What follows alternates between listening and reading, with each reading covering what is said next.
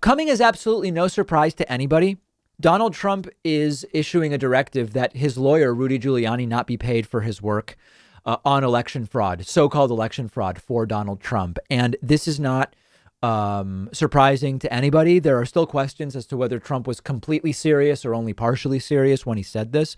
But it's sort of ironic in a sense, because at the very beginning of all of this, we heard, oh, Rudy Giuliani is billing 20 grand a week to fight this completely fruitless, pointless, bogus fight over so-called voter fraud for Donald Trump. But just because he wants 20 grand a day, just because he submits a bill for 20 grand a day to Donald Trump doesn't mean that he's going to get necessarily paid. And we suspected that because Donald Trump has a very, very long history of not paying his vendors. And we've heard before from would-be or former Trump lawyers that they want clients who pay their legal bills. And so now, once again, apparently irritated with being impeached a second time, which happened 2 days ago, and we discussed it yesterday, Donald Trump has told people stop paying Rudy Giuliani's legal fees.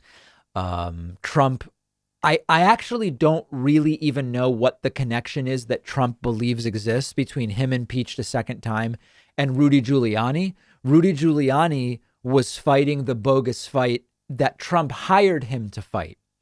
And Rudy Giuliani did speak and talk about trial by combat at that completely misguided rally on Wednesday morning on January 6th.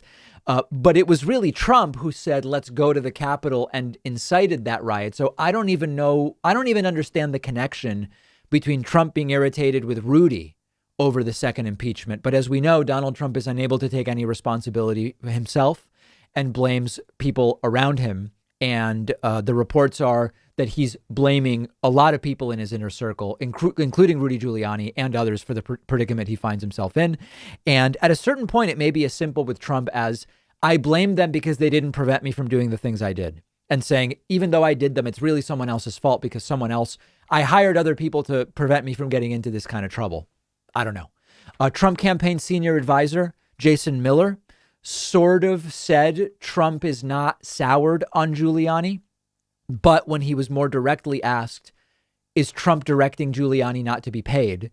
Jason Miller did not deny that. He said, I just spoke with President Trump, and he told me Rudy Giuliani is a great guy and a patriot who devoted his services to the country. We all love America's mayor, but no denial whatsoever of the allegation that Donald Trump is saying do not pay Rudy Giuliani. One other aspect of this, John Eastman is this conservative attorney. You might remember his name. We talked about him. I believe it's only once before on the show.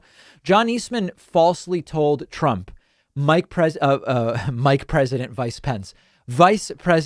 Mike Pence could block the certification of Joe Biden's win. That was not true. And we are now hearing rumors that John Eastman might join Donald Trump's legal team. What the point of a legal team is in the last 5 days of the presidency, I don't know. But these are just preliminary discussions.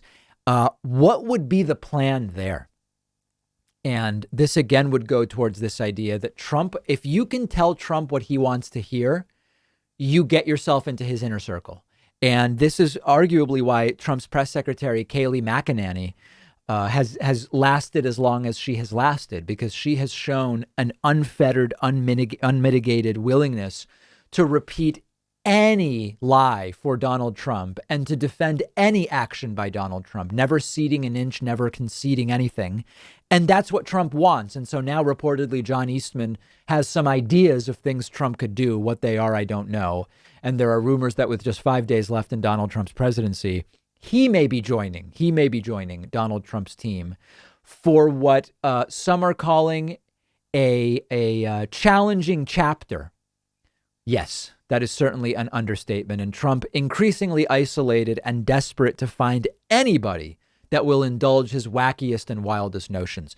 We're down to just a few days, my friends, just a few days to go, and then he will be gone, at least officially.